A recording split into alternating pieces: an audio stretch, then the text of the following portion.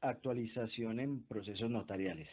Lo primero que debemos decir es que en el 2015, exactamente el 20 de agosto, se expidió un decreto número 1664 del Ministerio de Justicia y del Derecho, mediante el cual se adiciona y se derogan algunos artículos del decreto 1069-2015, decreto único reglamentario del sector justicia y del derecho, y también se reglamentan los artículos 487, parágrafo y 617 de la Ley 1564 de 2012.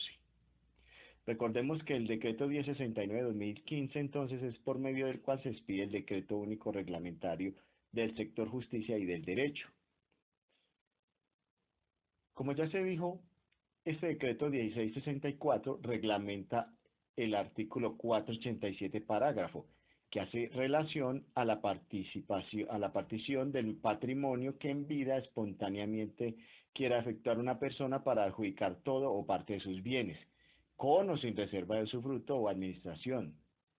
Para esto entonces debe obtener licencia judicial previa, debe efectuarse mediante escritura pública, en la que se deben respetar obviamente las asignaciones forzosas, derechos de terceros y los gananciales. Recordemos que en este 487 del Código General del Proceso, en este parágrafo, también se establece que no será necesario el consentimiento del cónyuge o compañero para hacer esta partición de patrimonio en vida, lo que llamamos sucesión en vida.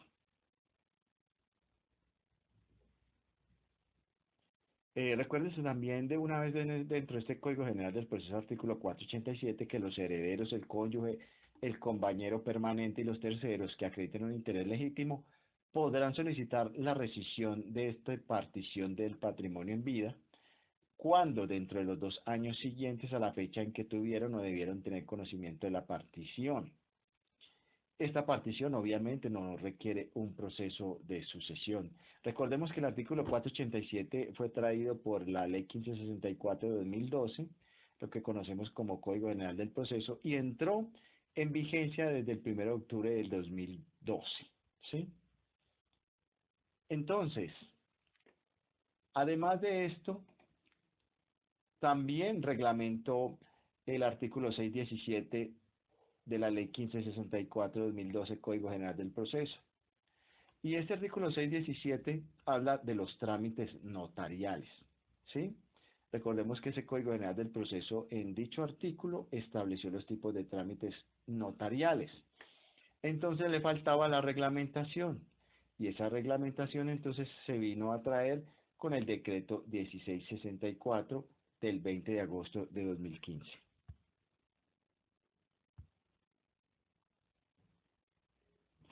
¿Y cuáles trámites notariales estableció este artículo 617 del Código General del Proceso?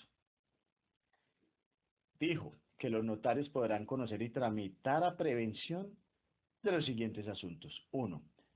De la autorización para enajenar bienes de los incapaces, sean estos mayores o menores de edad, de conformidad con el artículo 581 de este código, es decir, el Código General del Proceso.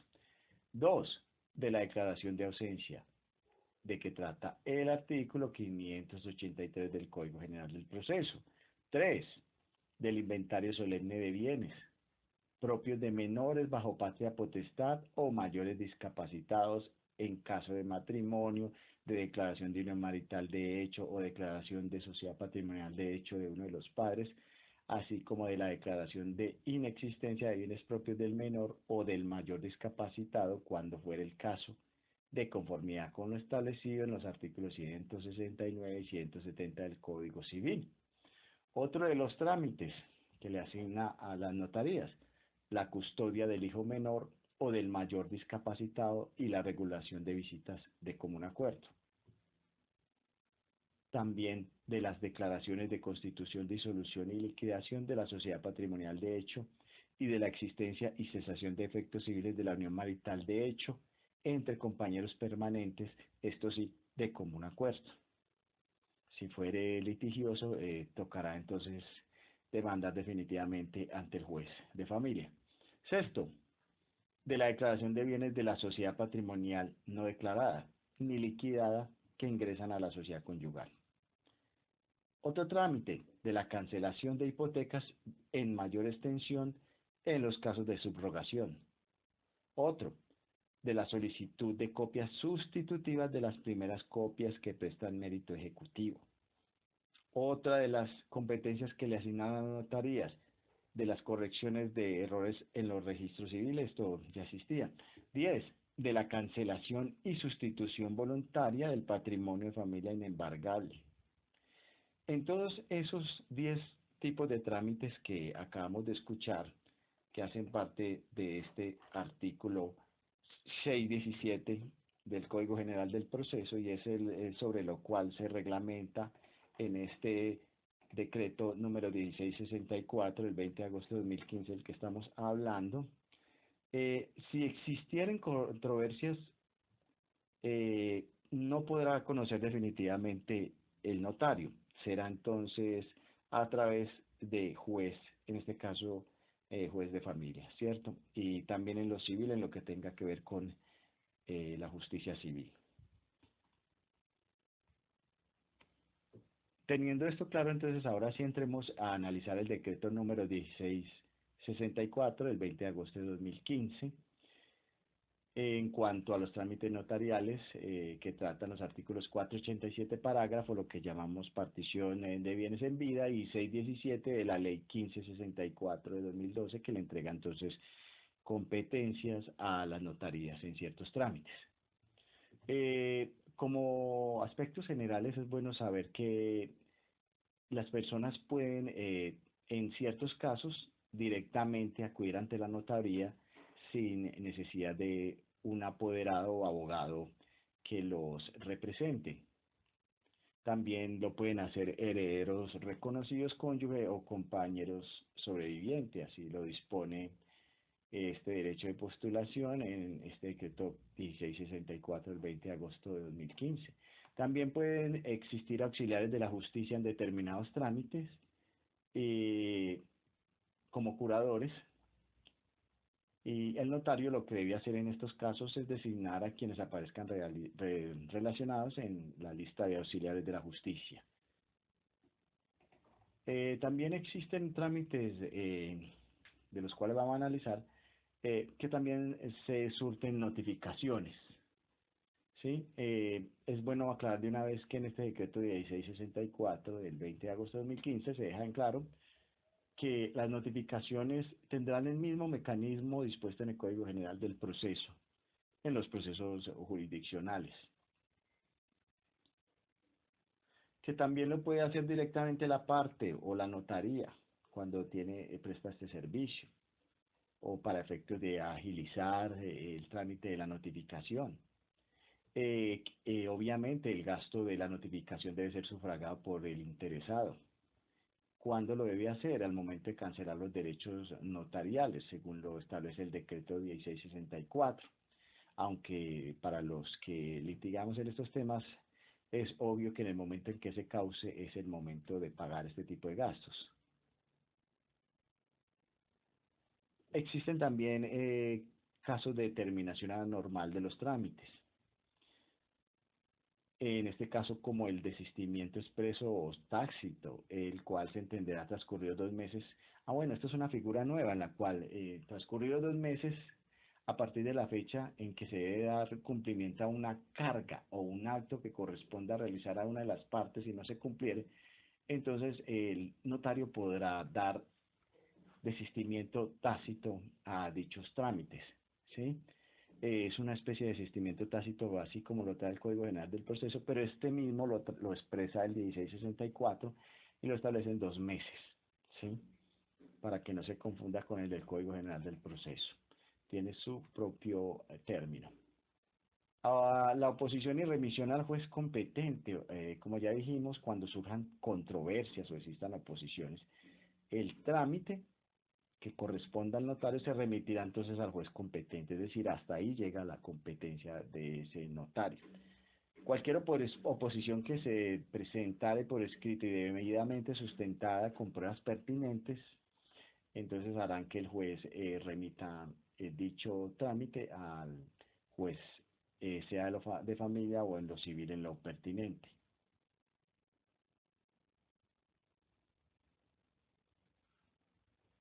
También establece el decreto 1664 que los trámites que se adelanten ante el notario serán convalidados por el juez en la medida en que se ajusten al debido proceso.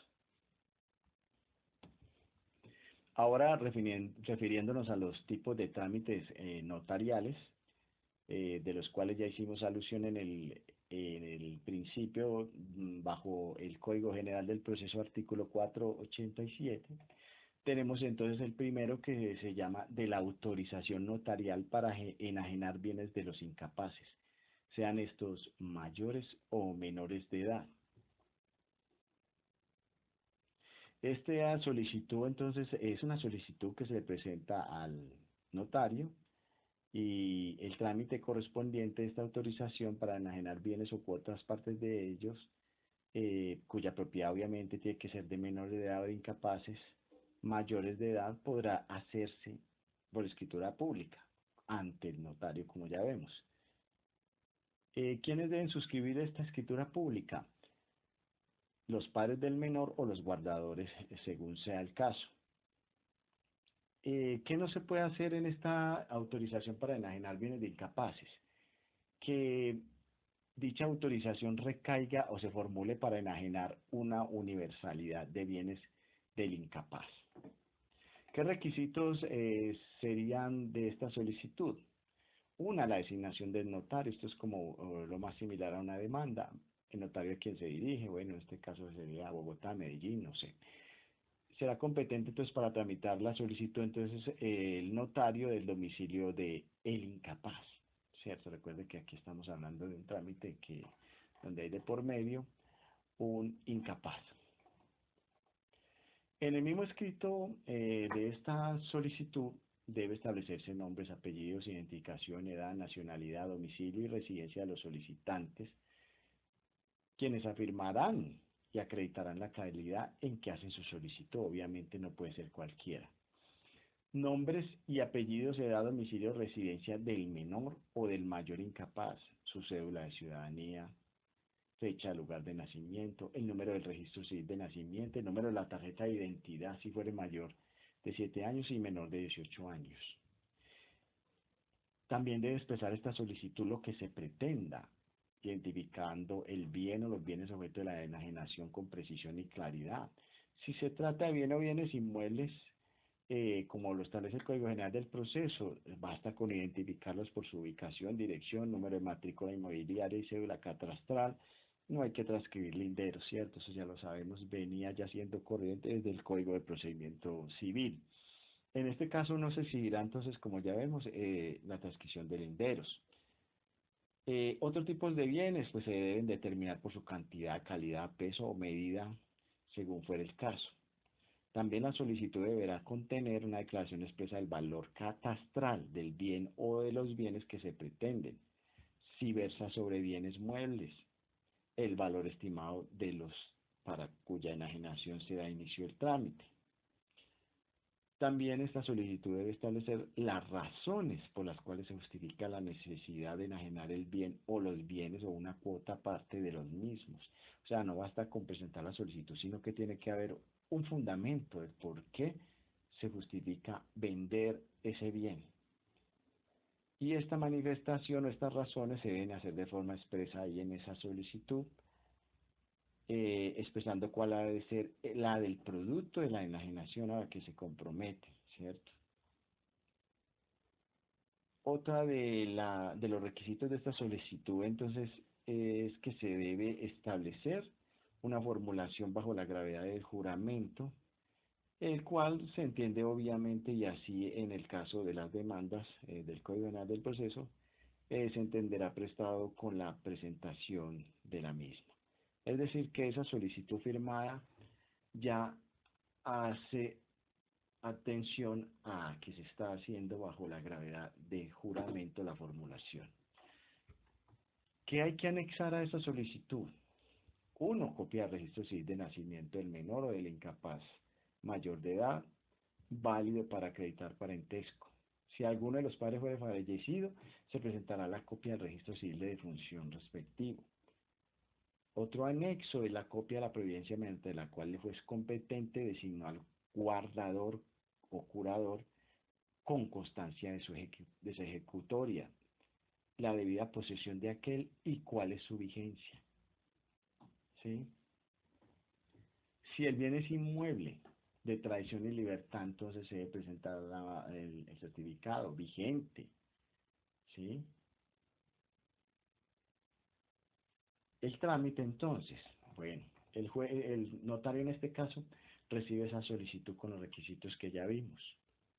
Verifica entonces el notario que se cumplan con estos requisitos y si los anexos están completos y ajustados a ley, el entonces notario comunica a la Defensoría del Domicilio del Menor o a la distrital o municipal para que en el término de 15 días, tienen 15 días estos, contados a partir del tercer día hábil siguiente al envío por correo de la comunicación, entonces el defensor o el personero se debe pronunciar aprobando, negando o condicionando la enajenación del bien o de los bienes objeto de la solicitud. Si en esos 15 días no se pronuncian, entonces el notario va a continuar con el trámite, no se termina, se continúa con el trámite y el notario debe dejar constancia de que no se presentó ni se opuso el defensor o el personero. Esto debe dejar constancia, obviamente, en la escritura pública para que no tenga inconvenientes. Si resulta que el concepto del defensor de familia o del personero distrital o municipal es desfavorable, el notario remitirá entonces esta documentación al juez competente y le debe informar a los solicitantes de acuerdo a cómo se presentó dicha solicitud. Si finalmente no hubo oposición o hubo un concepto favorable del personero y del defensor o del defensor en su caso, se elabora la escritura pública de autorización, que va a contener los mismos elementos de la solicitud y con ella se protocolizarán sus anexos y todo lo actuado. Esto se puede hacer a través de apoderado, ¿sí? En todo caso, declararán que el producto de la enajenación autorizada será destinado de conformidad con las razones que justificaron la enajenación, la necesidad de la enajenación. Hay que demostrar por qué. Como ejemplo, voy a adquirir un bien mejor y con esto voy a reunir un dinero, con esta venta de este otro inmueble, ¿cierto? Dejaba entonces el notario allí en dicha escritura constancia expresa que por haberse cumplido los requisitos legales procede la autorización para la enajenación directa. Y debemos tener en cuenta que esta vigencia es de 6 meses a partir del otorgamiento de dicha escritura. Una vez pasados esos 6 meses, ¿qué pasa? Se extingue la autorización. Entonces, ¿qué habría que hacer si se extingue? En la lógica pura, debe entonces volverse a solicitar dicha autorización para la venta de estos bienes de incapaces. Se causan derechos notariales. Lo bueno de esto es que el notario no va a poder lucrarse de manera muy alta en esto porque los derechos notariales que genera este tipo de escrituras de autorización para enajenación de bienes, lo que antes le llamábamos licencia para venta de bienes de menores, ahora lo llamamos autorización para enajenar bienes de los incapaces. Estos derechos notariales, su concepto será por acto sin cuantía, entonces no se tendrá en cuenta el valor de los bienes para la tasación de los derechos notariales, algo que es bueno porque de esta manera no se estarán pagando unos altos costos por dicha escritura para autorización de esa venta de bienes de incapaces.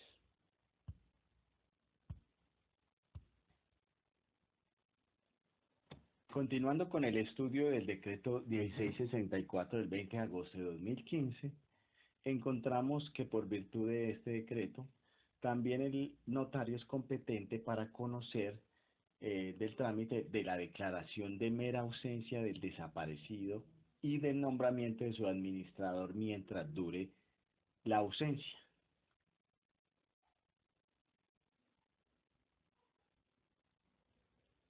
Obvio que sin perjuicio de la competencia judicial de juez de familia, la declaración de mera ausencia de una persona que haya desaparecido de su domicilio, ignorándose su paradero, puede hacerse también por escritura pública.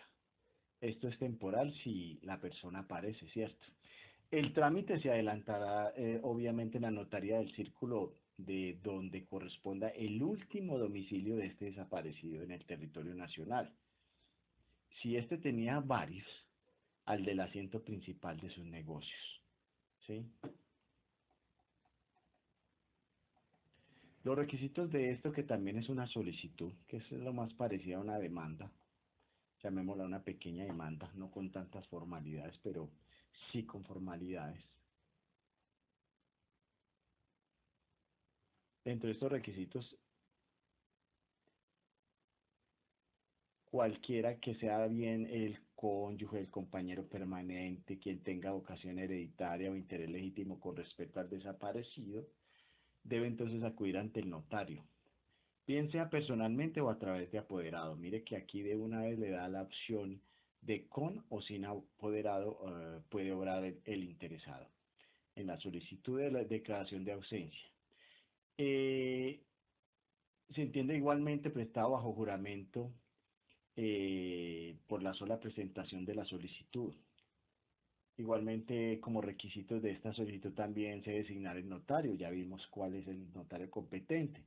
Nombre, apellido, identificación, dirección física y electrónica si la tuviera, estado civil, edad, nacionalidad y teléfonos de todos los interesados que han hecho la solicitud.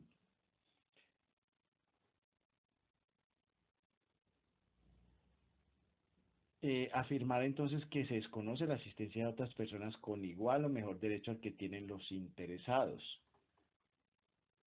También establecer un nombre, apellidos, identificación, sexo, dirección del último domicilio conocido, dirección electrónica si la tuviera, civil y nacionalidad de la persona desaparecida. Se debe hacer también una relación de los bienes y deudas del ausente.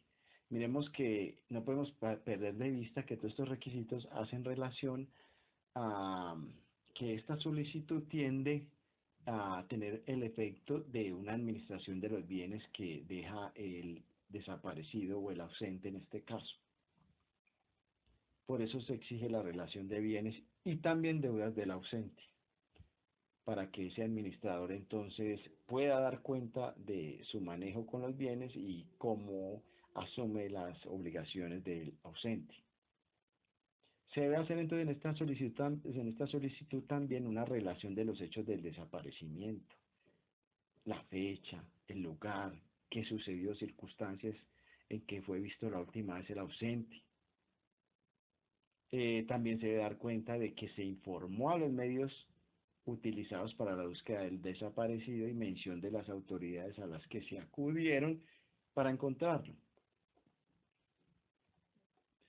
También se debe establecer la declaración del interés legítimo que les asiste a los solicitantes y debe estar debidamente probado en la solicitud. O sea, si son familiares como el papá, la mamá, sus respectivos registros civiles. Otros requisitos: establecer la edad, nacionalidad, números telefónicos, sus obligaciones, remuneración y demás formalidades requeridas. Y se designarán los interesados o posibles interesados.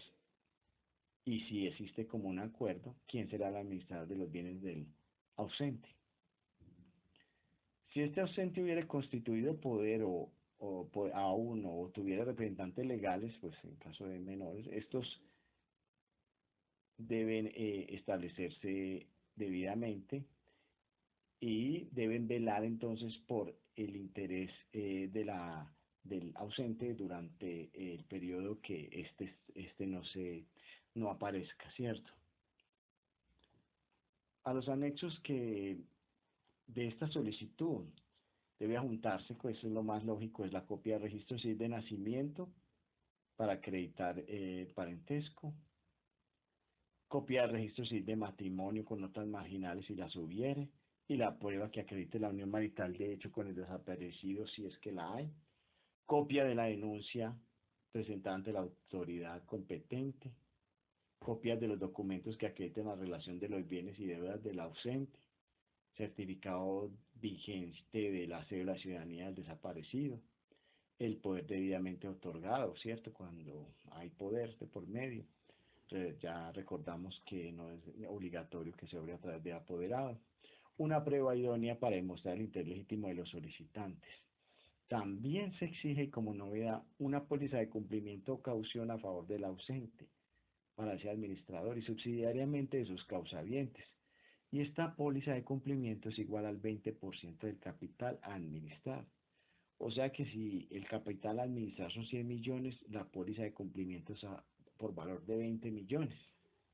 Y esta póliza debe tener una vigencia de por lo menos un año, siendo obligación de este administrador o el que se designe administrador mantenerla vigente mientras dure el encargo.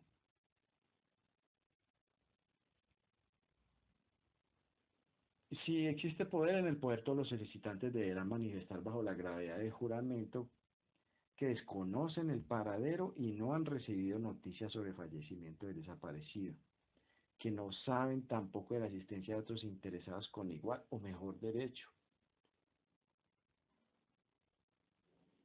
incluyendo allí entonces también la facultad para que sea este apoderado quien suscriba la respectiva escritura pública.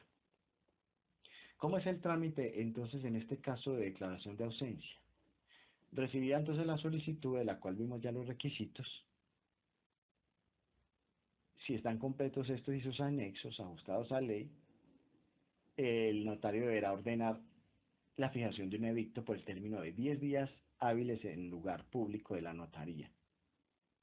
También este edicto se hará mediante publicación el día domingo en uno de los periódicos de amplia circulación en la capital y uno de amplia circulación en el último domicilio conocido del ausente.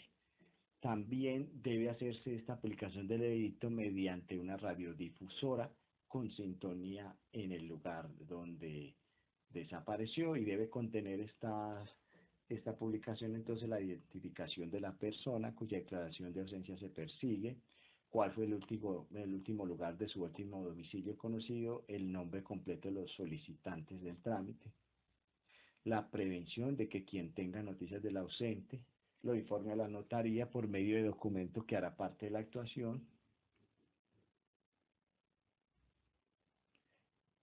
También entonces el juez informará a cargo de los interesados, obviamente, todos los gastos que genere este trámite notarial, de la iniciación del trámite al Ministerio Público, las autoridades de migración, a la Policía Nacional, a la Registraduría Nacional del Estado Civil y a Medicina Legal.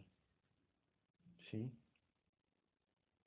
Con el fin de que entre los 10 días hábiles siguientes al recibo de la comunicación le indiquen al notario si ya conocían el caso, si adelantaron algún trámite de investigación, si conocen el paradero o si saben de que éste de pronto hubiese fallecido. Si el ausente es menor, se le informará al defensor de familia también, y si es incapaz mayor, se le informará al personero distrital o municipal de su última residencia para que intervengan dentro del término de 10 días hábiles. Si las autoridades que ya se mencionaron dentro de este término no informan hechos que impidan la continuación del trámite, entonces el notario procede a seguir con este.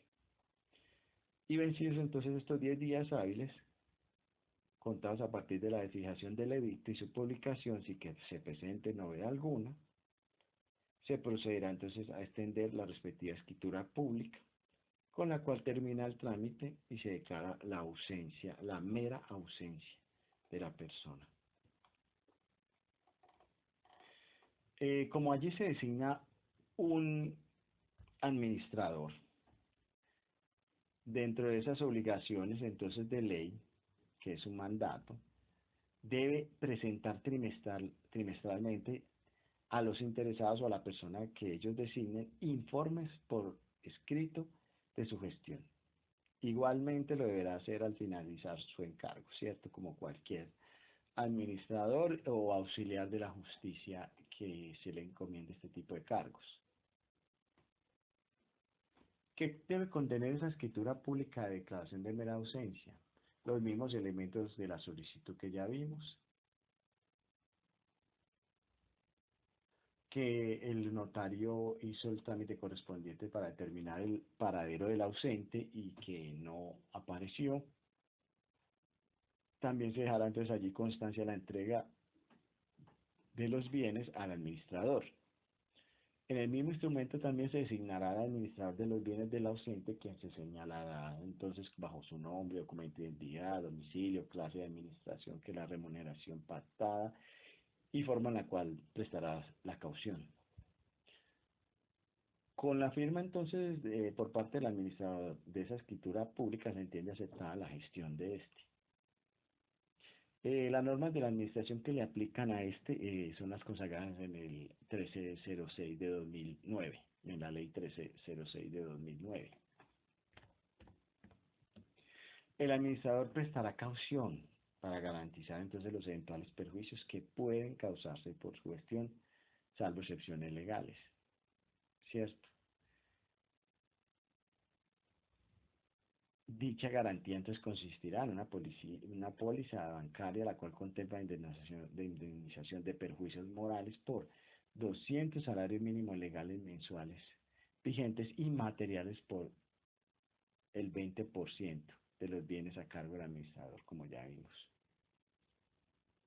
En defecto de esta póliza, se puede aceptar una hipoteca o prenda sin tenencia del acreedor sobre bienes cuyo valor sea igual o superior al monto anteriormente establecido. En la escritura pública se protocolizarán los anexos de la solicitud y los documentos necesarios para su otorgamiento. Si después de autorizar la escritura aparece el ausente, pues entonces se procede a la cancelación de dicha escritura. Esta escritura requiere entonces la inscripción en el libro de varios y consignación de la nota marginal del respectivo registro civil de nacimiento. Se causarán unos derechos notariales, obviamente, y la escritura pública que contenga la declaración de mera audiencia por derechos notariales se tendrá como acto sin cuantía, algo que es muy bueno porque eh, no se hace tan costosa este tipo de trámites porque no se valoran de acuerdo los derechos notariales de acuerdo al valor de los bienes que están en relación.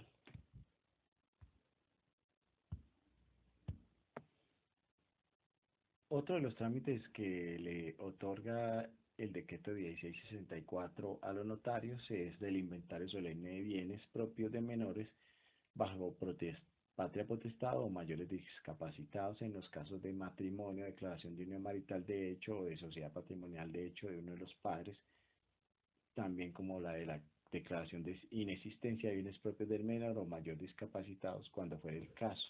Esto de conformidad con lo establecido en el artículo 169 y 170 del Código Civil, que hacen relación, si recordamos, a las segundas nupcias y el inventario solemne de bienes para contraer este segundo matrimonio.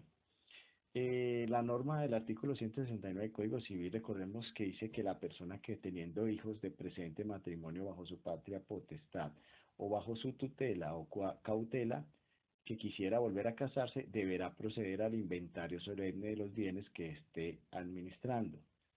Para la conversión de este inventario se dará a dichos hijos un curador especial. Este 170 entonces dice el nombramiento del curador, que dice que habrá lugar al nombramiento del curador aunque los hijos no tengan bienes propios de ninguna clase en poder del padre o de la madre. Y cuando así fuere, entonces debe el curador testificar. ¿Sí? Para eso es que se nombra el curador. En este inventario solemne de bienes, entonces cuando vamos a celebrar estas segundas nupcias y tenemos hijos menores bajo patria potestad o mayores discapacitados, entonces se debe, bien sea para el matrimonio o para la declaración de una marital de hecho o sociedad patrimonial de hecho, se debe hacer este inventario solemne de bienes.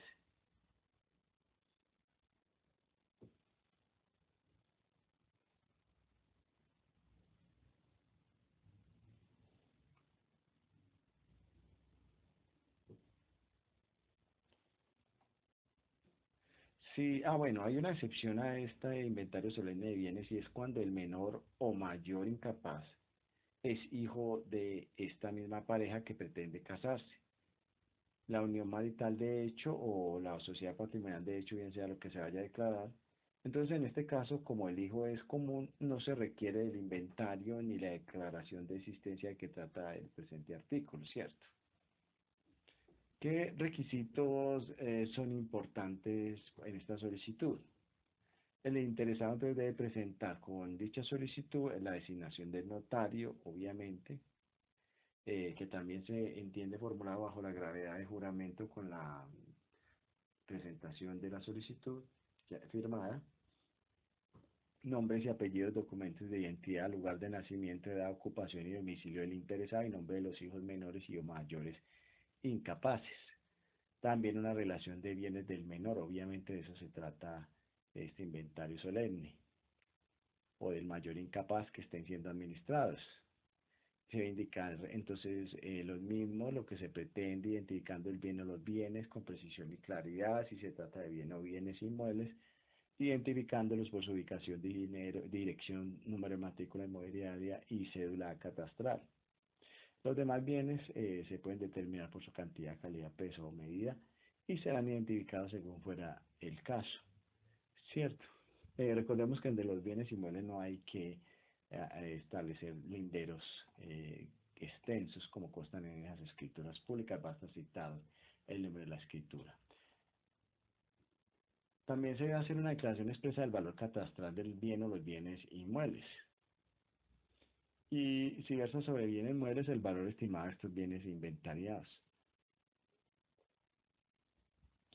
En caso de inexistencia de bienes, además de la declaración en tal sentido, la solicitud contendrá entonces lo dispuesto en el numeral 2, que son nombres y apellidos, documento de identidad mayor, en lugar de nacimiento, edad, ocupación y domicilio del interesado y nombre de los hijos menores y o mayores de incapacidad. Anexos a esta solicitud, pues la copia de registro civil de nacimiento del menor o del hijo mayor incapaz,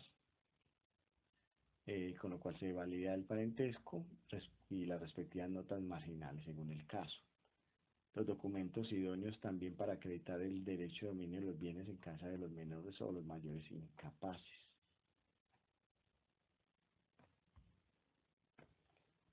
Posteriormente, entonces, se designará un curador especial de la lista de oficiales de auxiliares conformada por el Consejo Superior de la Judicatura. ¿Cierto? Utilizan las mismas listas que los despachos judiciales. Y también allí se le designarán entonces los honorarios por dicho Consejo Superior, ¿cierto? El cargo de auxiliar de la justicia es de obligatoria aceptación, no es si quiere, sino que la tiene que aceptar si se le designa. Este curador se designa entonces de la lista oficial inscrita. Cuando entonces el auxiliar designado no acepte el cargo dentro de los 5 días siguientes a la comunicación de su nombramiento, se excusa de prestar servicio, no concurra a la diligencia, no cumpla el encargo en el término otorgado o incurra en causal de exclusión de la lista, será relevado inmediatamente. Mejor dicho, si este curador especial no cumple con su aceptación obligatoria, entonces es relevado inmediatamente.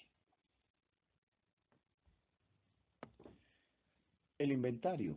Entonces el inventario lo debe prestar es el curador.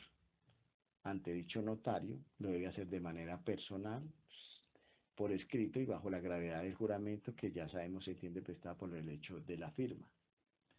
En los casos de existencia de bienes, entonces el curador deberá manifestarlo mediante declaración extraproceso, que se protocolarizará en esa misma escritura pública de matrimonio civil ante notario, de declaración de existencia de unión marital de hecho o de constitución de sociedad patrimonial de hecho.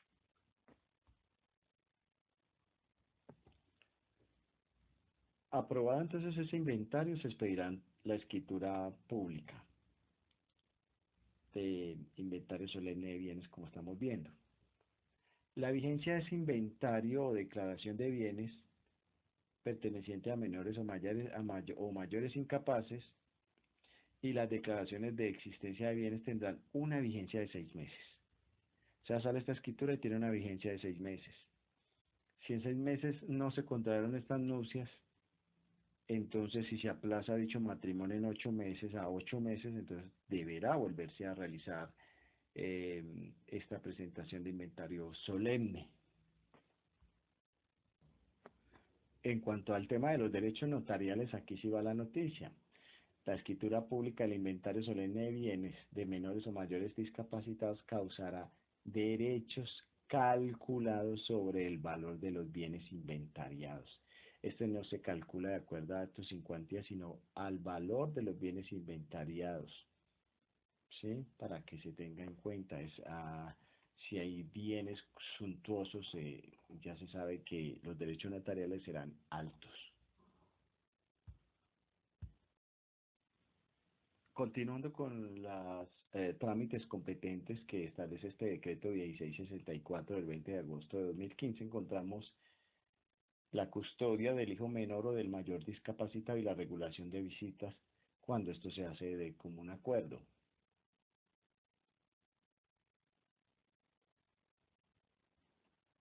¿Esto qué quiere decir? Que los padres podrán de común acuerdo convenir la custodia y regulación de visitas de estos ante el notario. Cuando se trate de mayores con discapacidad mental, se juntará entonces la copia auténtica del folio del libro varios, donde conste la inscripción de la sentencia, interdicción, y copia auténtica del registro civil de nacimiento. Los requisitos para esta solicitud, ya sabemos que estas solicitudes son muy parecidas a unas demandas, deben cumplir con los siguientes. ¿Cuáles? 1. La designación del notario, obviamente a quien se dirige. 2. El nombre, identificación, domicilio y residencia de los solicitantes y del hijo menor o mayor incapaz que estuviera a su cargo. 3. El objeto de la solicitud en la cual conste el acuerdo. De una vez se debe plasmar el acuerdo, en el que comprenda la custodia del hijo menor o mayor incapaz y el régimen de visitas según sea el caso. Sí, por decir algo, que los domingos visitar al padre entre tal y tal horario, ¿sí? Y que la custodia que generalmente siempre está en favor de la madre, ¿cierto? Cuando es una madre diligente.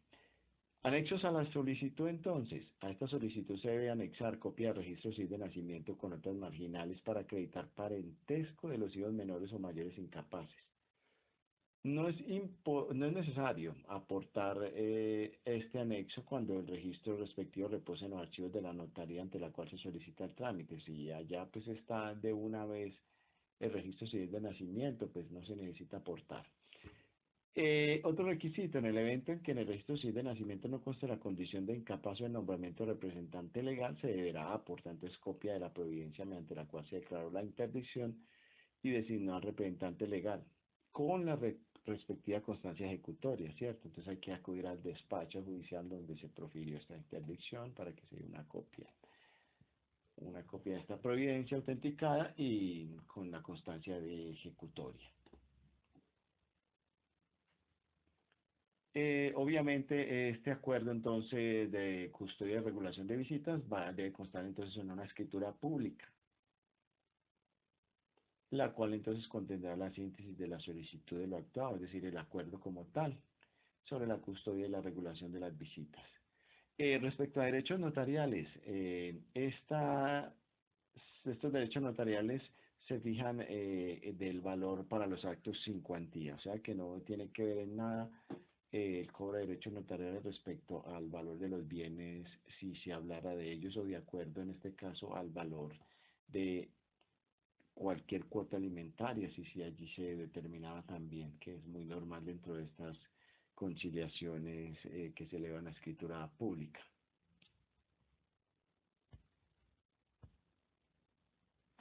Otra de las competencias que le otorga el decreto 1664, y que ya lo tenían las notarías, es la declaración de existencia de la unión marital de hecho.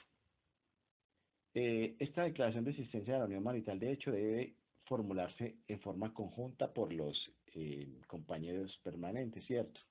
Allí se debe indicar entonces en este escrito la designación del notario a quien se dirige, obviamente el nombre, identificación, edad, domicilio y residencia de los interesados, la manifestación de común acuerdo de la existencia de la unión marital de hecho, A esta solicitud se debe anexar que copia del registro civil de nacimiento de los interesados. No es necesario aportar este anexo cuando pues, en la misma notaría reposa ya en los archivos dicho registro. En el evento de que los solicitantes tengan hijos, se debe aportar un inventario solemne, lo que ya vimos anteriormente, de los bienes propios de los menores bajo la patria potestad o de los mayores incapaces en caso de que los esté administrando o declaración de inexistencia de los mismos. De todas maneras, tiene que haber inventario solemne.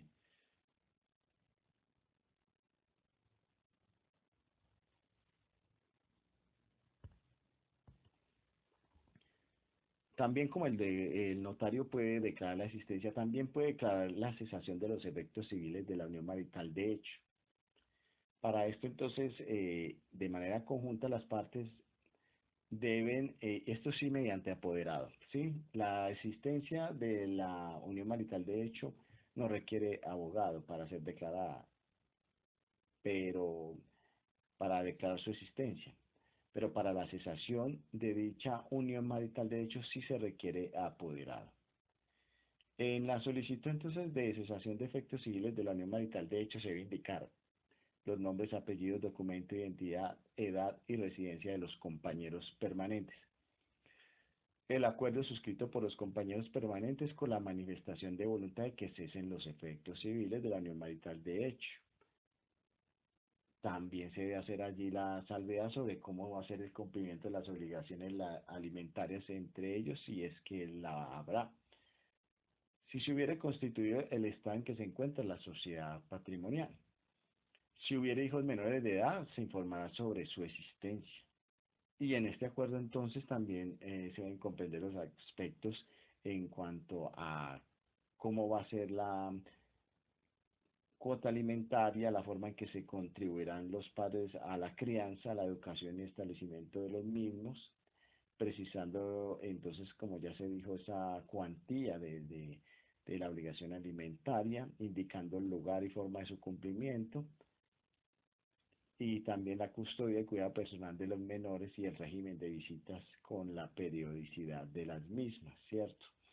Entonces, a más del acuerdo que se debe dar frente a los compañeros permanentes en cuanto a cómo será la cesación, también debe existir el acuerdo de cómo será entonces el aspecto frente a los menores, su manutención y crianza.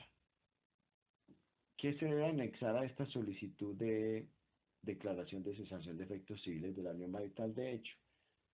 1. Copia de la providencia judicial, escritura pública o acta de conciliación en la que conste la existencia de la unión marital de hecho cuando con la solicitud no se pida su declaración. También entonces es viable advertir que se puede solicitar la cesación de efectos civiles de la unión marital de hecho en donde previamente se declare su existencia, ¿cierto? Igualmente se va a necesitar apoderado para hacerlo.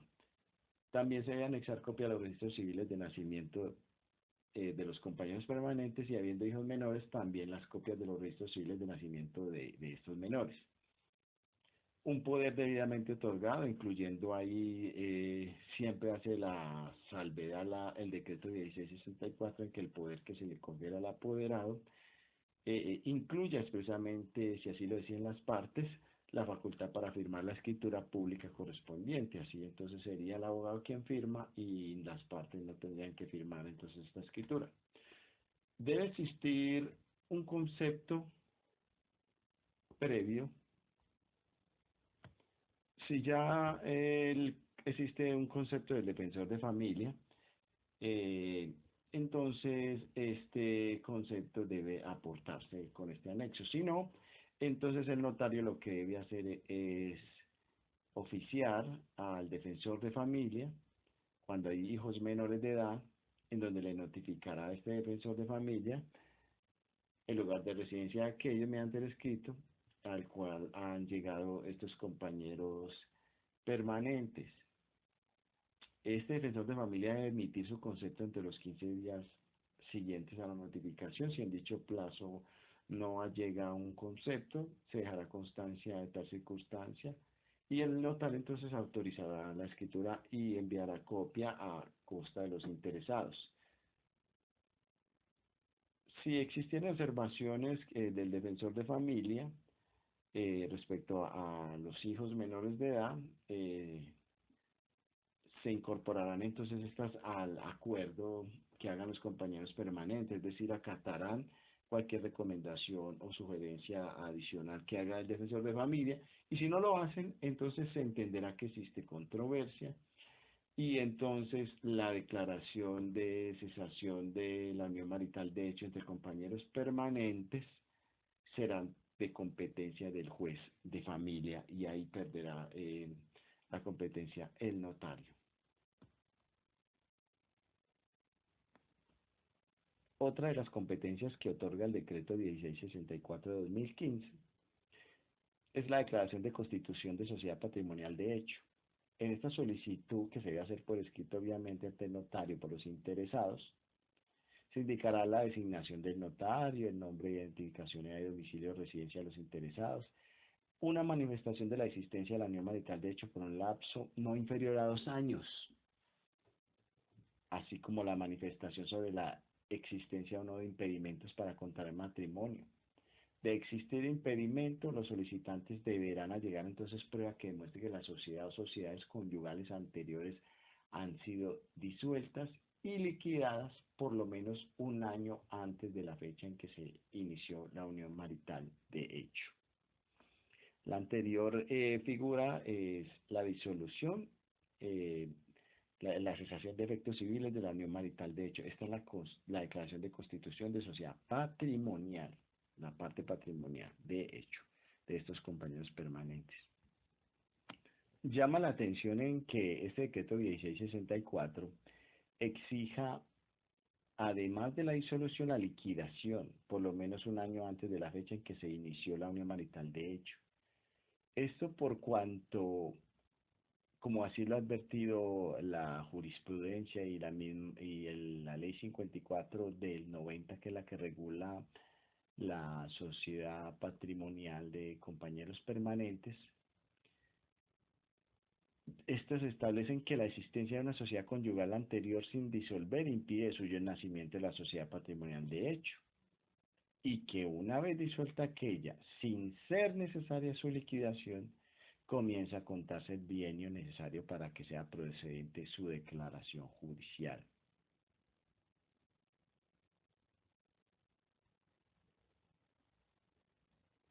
Entonces, no tiene sentido que este decreto 1664 se salte ya lo establecido por la jurisprudencia y en relación con la ley 54 del 90, que solo exige la disolución. Creo que es algo que los notarios deben advertir y no deben exigir además liquidación. Respecto a los anexos de esta solicitud, se deben anexar copia de la providencia judicial, escritura pública o acta de conciliación en la que conste la existencia de la unión marital de hecho, obviamente, cuando con la solicitud no se pida su declaración. Obviamente que si yo voy a demandar en la constitución de sociedad patrimonial de hecho, o no va a demandar sino presentar para que se declare, a la vez debo declarar la existencia como tal de la unión marital de hecho, ¿cierto? Entonces allí mismo lo debo hacer. Un inventario y avalúo de los bienes y relación del pasivo de la sociedad patrimonial o manifestación de su existencia o de su inexistencia. Los muebles se identificarán por su ubicación, dirección, número de matrícula inmobiliaria y cédula catastral. En este caso no se exigirá transcripción de linderos, como ya hemos visto, es algo que ya evolucionó el Código General del Proceso, antes Código de Procedimiento Civil, que tampoco se exigía, cuando estos se encuentran contenidos en alguno de los documentos anexos a la solicitud.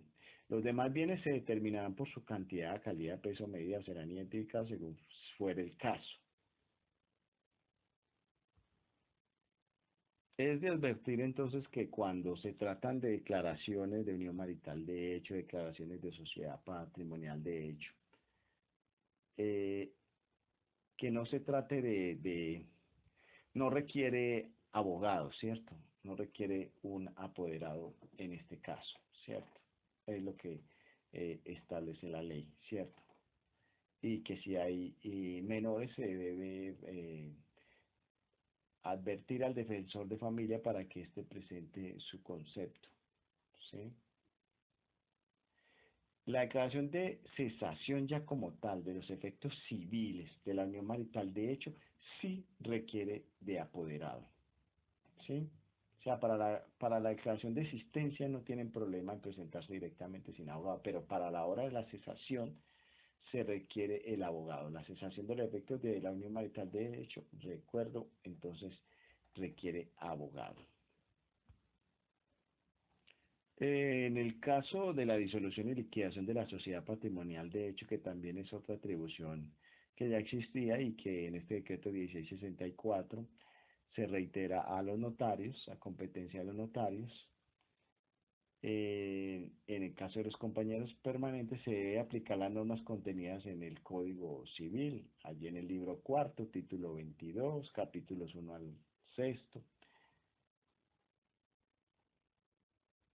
Esto no requiere de apoderado, pero puede hacerse a través de apoderado, como en el caso de la liquidación de sociedad conyugal, la cual tampoco requiere abogado. Las escrituras públicas a las que se refiere entonces en esta competencia se deben protocolizar sus anexos, tal cual. Eh, los trámites regulados en este mismo título podrán formularse en la misma solicitud y consignarse en una misma escritura pública. Entonces, como se decía, la declaración de existencia, la declaración de existencia de la sociedad patrimonial y la disolución y liquidación de una vez se pueden hacer en una misma declaración, en una misma solicitud y en una misma escritura se evacúan ambos trámites a simultaneidad. Esto lo permite también este decreto 1664 de 2015. En cuanto a derechos notariales de lo anterior, se causarán los mismos derechos notariales establecidos para los actos sin cuantía. En el litera la A del artículo del presente decreto, numeral 2.2.613.2.1.1.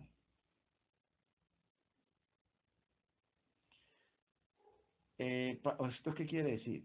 Para la declaración de existencia de la unión marital de hecho y la cesación de sus efectos civiles y la declaración de constitución de sociedad patrimonial de hecho, no tiene problema, se cobra como actos sin cuantía estos derechos notariales.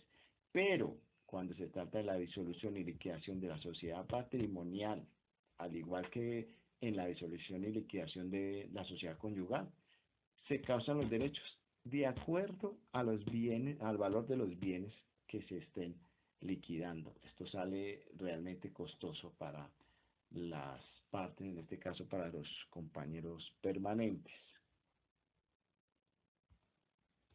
Otra competencia que tienen los notarios es la declaración de bienes de la sociedad patrimonial de hecho no declarada ni liquidada y que ingresan a la sociedad conyugal. En este evento, entonces, quienes tengan entre sí unión marital de hecho y sociedad patrimonial no declarada ni liquidada y pretendan celebrar matrimonio, podrán declarar por escritura pública que han tenido una unión marital de hecho y sociedad patrimonial entre ellos, y que es su voluntad que los bienes integrantes de esta sociedad ingresen a la sociedad conyugal que surge por el hecho del matrimonio, ¿cierto? En este caso, iniciaron eh, teniendo una unión marital de hecho y pasan a tener una sociedad patrimonial, una sociedad conyugal por el hecho de haberse casado. Aquí entonces los declarantes identificarán todos los bienes habidos en la sociedad patrimonial cuando eran compañeros permanentes para que hagan parte ahora de la sociedad conyugal. ¿Sí? Ese es el efecto. Esto igualmente se eleva a escritura pública y se protocoliza con los anexos. ¿Sí? Derechos notariales, estos también se tienen en cuenta como actos sin cuantía, entonces no salen tan costosos. También está entre las competencias del notario en este decreto 1664 de 2015 la cancelación de hipoteca en mayor extensión en los casos de subrogación. Cuando existiera un gravamen hipotecario sobre el inmueble de mayor extensión que se somete al régimen de propiedad horizontal, en este caso estos edificios conjuntos residenciales, el propietario inicial deberá solicitar el levantamiento del gravamen en la proporción que afecte a la unidad privada. La cancelación de la hipoteca de mayor extensión podrá realizarse dentro del mismo acto jurídico de transferencia de dominio de la unidad privada o en solicitud independiente, ya es a su gusto. Dentro de estos requisitos de la solicitud debe formularse entonces por escrito ante el notario indicando la designación de notario, nombre, identificación y domicilio, residencia de los interesados, la manifestación de la necesidad de cancelación de la hipoteca, certificado de tradición y libertad con una vigencia no mayor a 30 días, como en cualquier evento de los ya narrados también existe esta vigencia. A los anexos que tendrá esta solicitud, quien solicite la cancelación entonces de esta hipoteca a mayor extensión debe anexar copia del contrato de hipoteca en el que el acreedor hipotecario se obliga a liberar los lotes o construcciones que vayan enajenando, mediante el pago proporcional del gravamen que afecte cada lote de construcción. En su defecto, aportará una certificación del acreedor hipotecario en la que se obliga a levantar la proporción de dicho gravamen que afecta a la unidad privada objeto del acto. En todo caso, deberá anexar el certificado de tradición y libertad en el que conste el gravamen. El notario no puede autorizar el otorgamiento de escritura pública ante la falta de los referidos documentos ya cierto. Verificando el cumplimiento de requisitos legales, el notario lo que hace es autorizar la escritura pública en la que debe constar la cancelación del gravamen hipotecario de mayor extensión frente a la unidad privada. El notario solo da fe de esto con los fundamentos de los documentos allegados a la solicitud, la calidad con la que tú este solicitante y se atiende entonces a lo dispuesto en el decreto Ley 960 de 1970, expresamente artículo 52.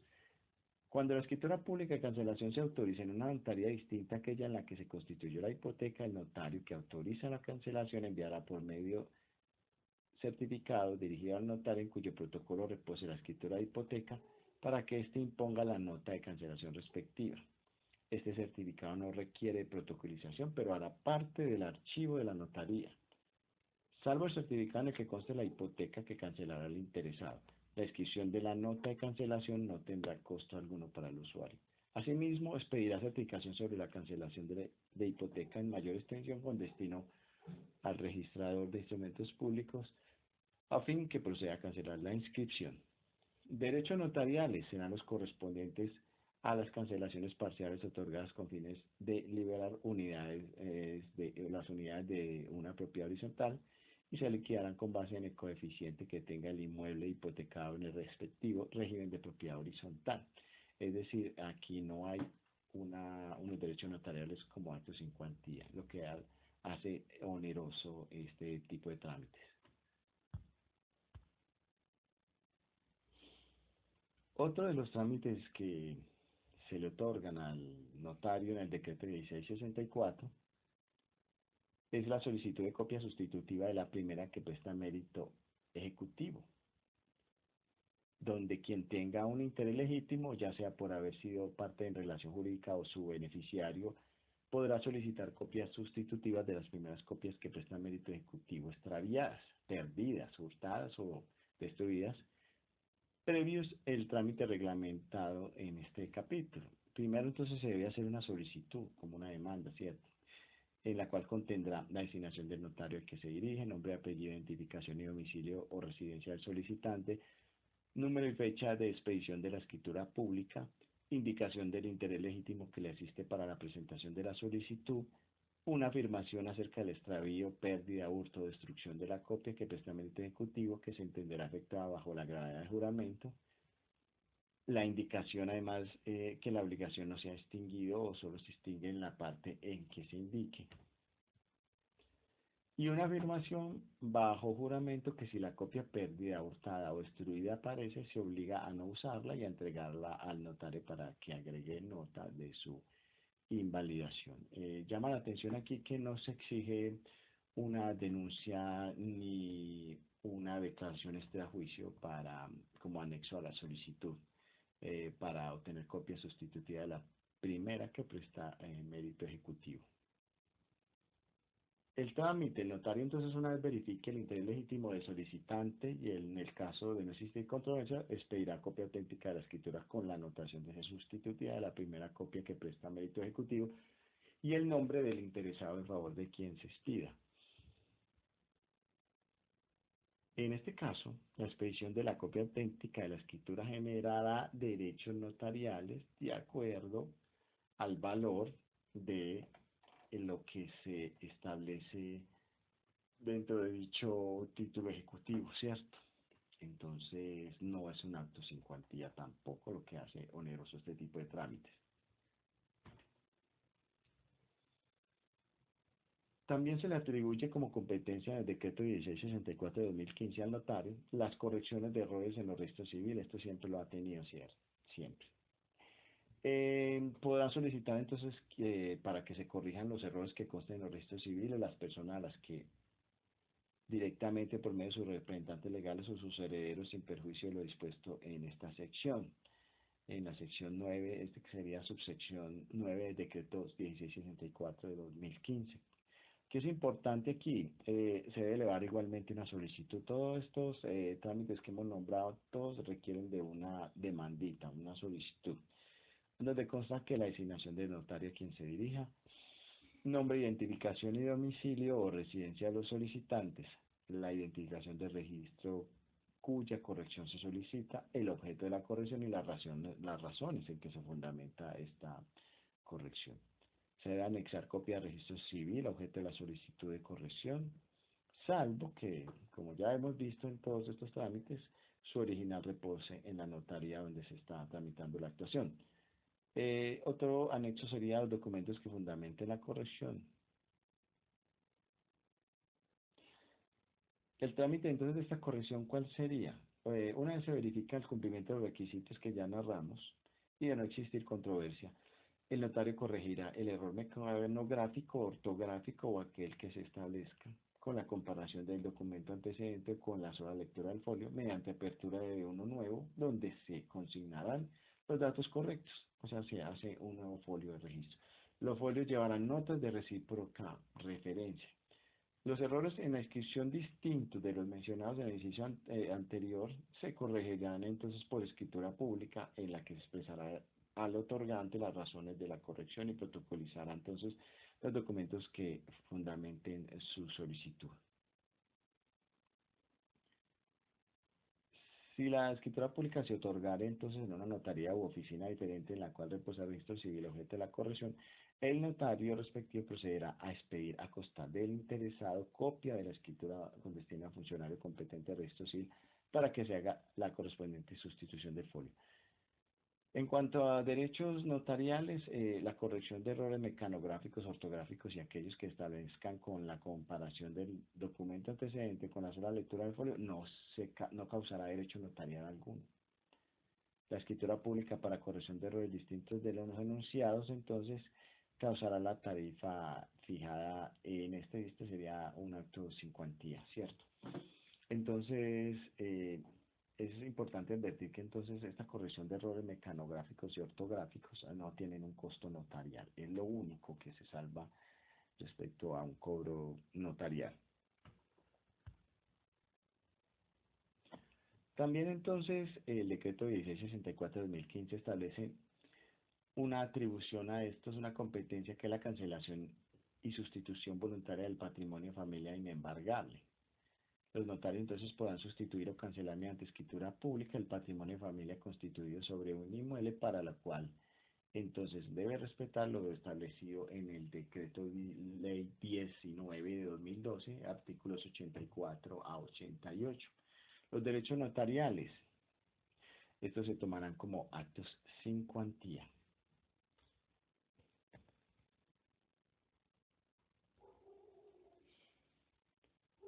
Por último, la gran novedad que trae el decreto 1664 de 2015, que es una figura ya establecida en el Código General del Proceso, como ya vimos, que tiene que ver con la partición, que llamamos partición en vida o sucesión en vida, que es una figura traída ya, como se dijo, en el Código General del Proceso.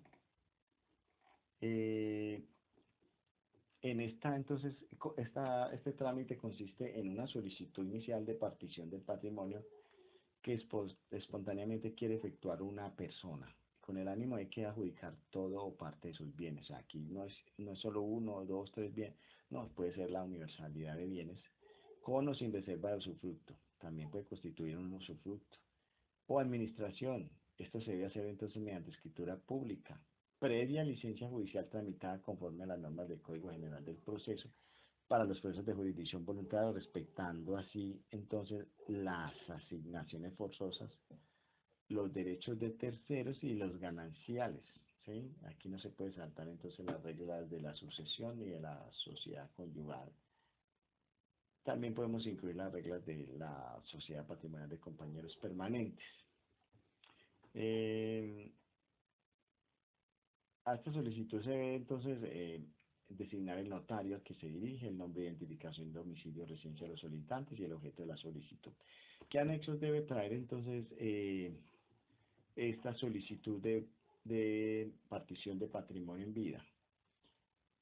Copia 1, copia con nota ejecutoria de la sentencia que concede la licencia judicial de adjudicación conferida con base en el trabajo de partición.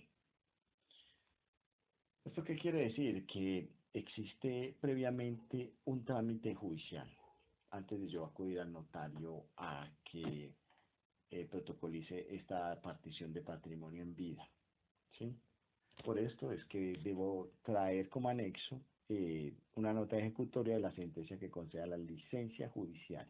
Yo debo presentar primero una licencia judicial de adjudicación ante el juez de familia.